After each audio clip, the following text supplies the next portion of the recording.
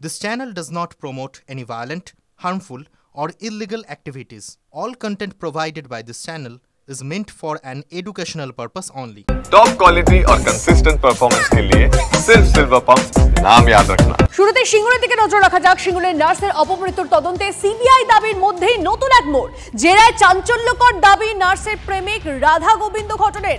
দাবি পুলিশের। কথা বলবো আমাদের প্রতিনিধি সনৎ আমাদের সঙ্গে রয়েছে। সনৎ, একটা চাঞ্চল্যকর মোড় এসেছে যে নার্সের প্রেমিক, তার বক্তব্যে কি বলছে সে, পুলিশ কি জানাচ্ছে?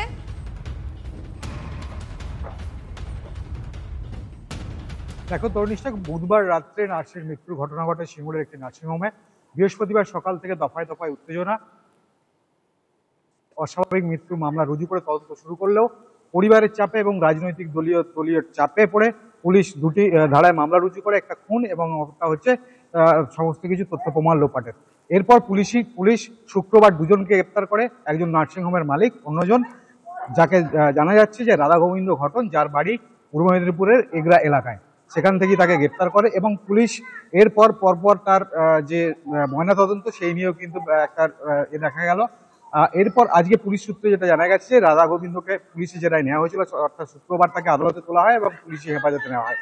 পুলিশি জেরায় সে স্বীকার করেছে যে ওই মৃতা নার্সের সঙ্গে তার দীর্ঘদিনের পরিচয় ছিল এবং কাজের সূত্র ধরে সেও একজন ডায়ালিসিস বিভাগে সে কাজ করতো এবং এই সূত্র ধরেই তার সঙ্গে পরিচয় হয় এবং প্রেমের সম্পর্কে গড়ে ওঠে। এবং পুলিশের কাছে এই রাধা গোবিন্দ ঘটন তিনি যেটা আরো জানিয়েছেন যে মৃতা নার্স তাকে বিয়ের জন্য চাপ দিত এবং সেই চাপ দেওয়ার পরে তিনি অস্বীকার করতেন, সম্পর্কের কথা অস্বীকার করতেন, যার জেরেই এই ঘটনা ঘটে থাকতে পারে বলে এমনটাই মনে করছে পুলিশ। নজর রাখো সনৎ, আপাতত ধন্যবাদ। আর ওই মৃত নার্সের বাবার কি বক্তব্য শোনাবো আপনাদের। আমার কথা মতো ওরা মান্যতা দিয়েছে, সেভাবে ইনভেস্টিগেশন করে ময়নাতদন্ত হয়েছে।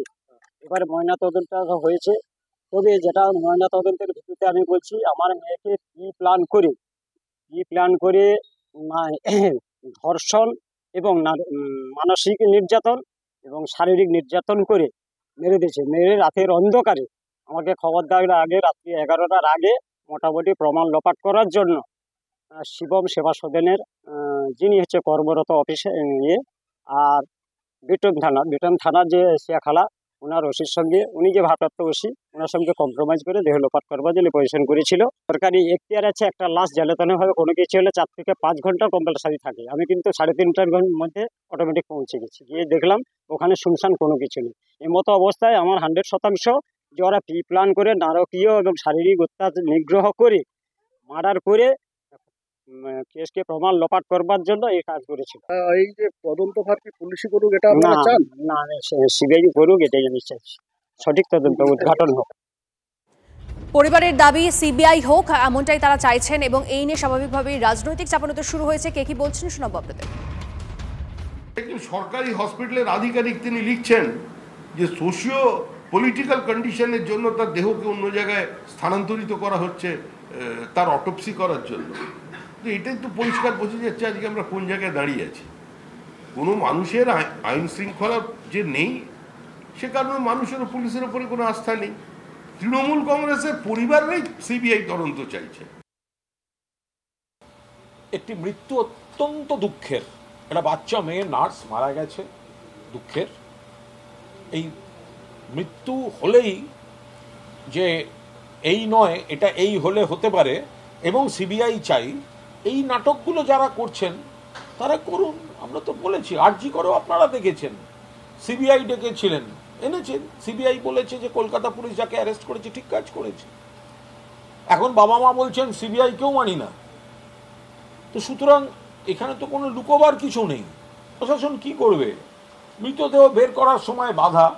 সিপিএম আর বিজেপি শকুনের রাজনীতি করলো, মৃতদেহ কে দখল নেবে। তো এইগুলো তো ডিস্টার্ব হয়েছে, তো সবাই দেখেছেন।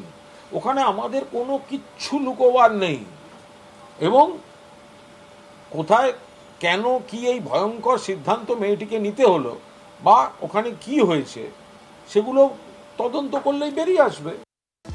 কোচবিহারের তৃণমূল নেতা খুনের 7 দিন পর প্রথম গ্রেপ্তার। অসম বাংলা সীমান্ত থেকে শার্প শুটারকে পাকড়াও করল পুলিশ। আর কি তথ্য পাওয়া যাচ্ছে জানবো, আমাদের প্রতিনিধি সুমন কল্যাণ রয়েছে। সুমন কল্যাণ, দেখো 7 দিন ধরেই কিন্তু একটা জল্পনা চলছিল এবং যিনি খুন হয়েছিলেন সেই খুনি ব্যক্তির যিনি মা রয়েছেন তৃণমূলের প্রধান একটা অঞ্চলের, তিনি পর্যন্ত প্রথমে দাবি করেছিলেন যে সিবিআই তদন্ত দেওয়া হোক, পুলিশ পারবে না। তারপর 24 ঘন্টা পর তার বক্তব্য উল্টে যায়, সিআইডি তদন্ত দাবি করেন। অবশেষে 7 দিন পর আজ কিন্তু একজনের গ্রেপ্তারের খবর পাওয়া গেছে। কোচবিহারের পুলিশ কর্তারা জানিয়েছেন এই গ্রেপ্তার হওয়া ব্যক্তির নাম বিনয় রায়, তার বাড়ি কুন্ডিবাড়ি থানা অন্তর্গত এই এলাকায়, এবং তাকে গ্রেপ্তার করা হয়েছে আসাম বাংলা সীমান্ত থেকে। ফলে এই যে তৃণমূল নেতা অমর রায়ের যে মৃত্যু, প্রকাশ্য দিবালোকে হাট বাজারের মধ্যে মৃত্যু, এই ঘটনায় প্রথম গ্রেপ্তারি। তবে এখনো একাধিক প্রশ্নের উত্তর কিন্তু পাওয়া যায়নি। এই যিনি খুন হয়েছেন তার মোবাইল ফোন থেকে একাধিক রকমের অসঙ্গতি পাওয়া গেছে। দীর্ঘদিন ধরে এলাকায় তার সম্বন্ধে নানাবিধ অপকর্মের অভিযোগ। নজর রাখো। আপাতত ধন্যবাদ। এই শার্প শুটার হিসাবে ওই মামলা ইনভলভ ছিল, আর এর সাথে আরও লোকজন ছিল যাদেরকে আমরা চেষ্টা করছি ধরতে। বাকি যে আছে আমরা তদন্ত করছি। এর সাথে আমরা একটা ইম্প্রোভাইজড ফায়ার আর্ম রিকভার করেছি, আর 4টা লাইভ কার্ট্রিজেস 9mm আমরা রিকভার করতে পেরেছি।